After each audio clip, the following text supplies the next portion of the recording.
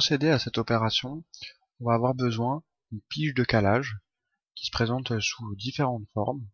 Ça va de 7 à 40 € environ pour les modèles les plus précis.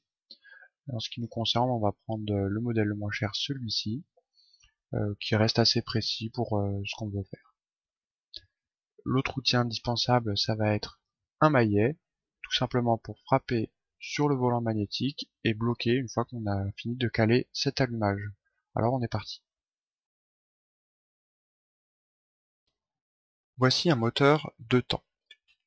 On peut voir le bas moteur qui contient donc notre vilebrequin, qui est relié lui-même au piston qui circule dans le cylindre, sur lequel on a fixé la culasse dans lequel est vissée la bougie qui va faire notre étincelle.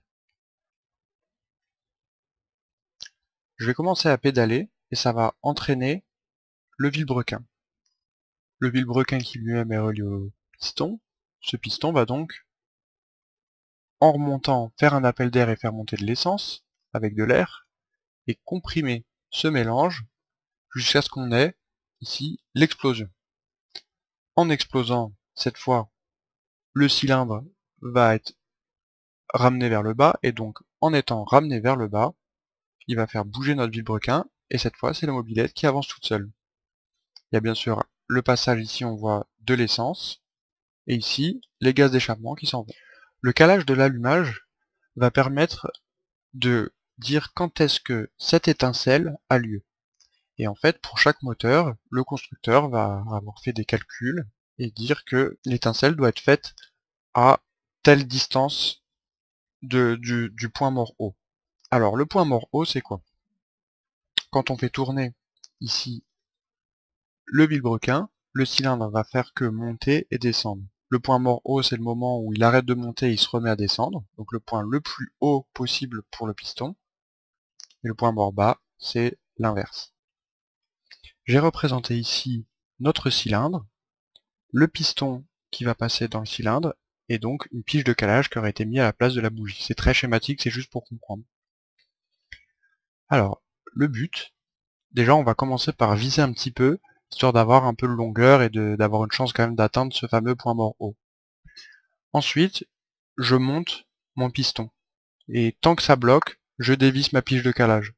Et il y a un moment où on va dévisser et on va sentir qu'en continuant de tourner, ça arrête de monter et à la place ça redescend. On a atteint le point mort haut. À ce moment-là, on met la pige de calage à 0 puisqu'il y a un repère dessus.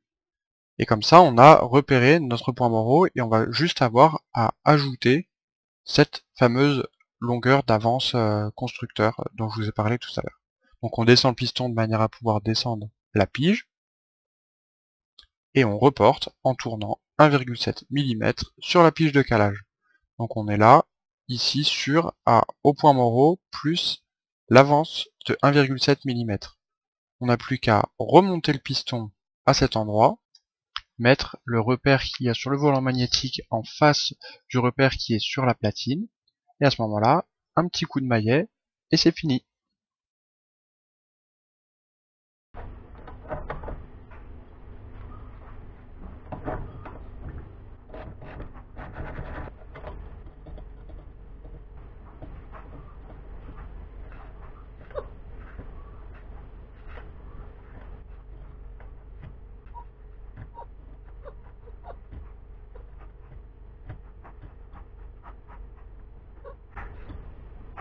Voilà, là je suis au point mort.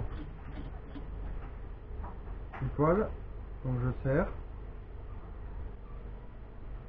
Donc là le but c'est de reculer un peu et de faire 1,5. Donc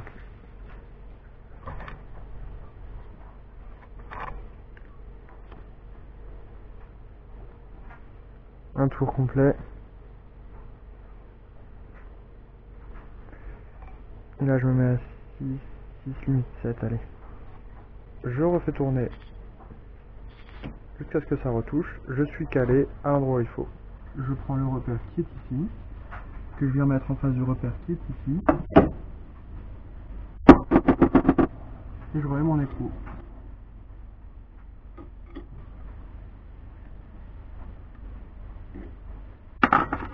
Et voilà.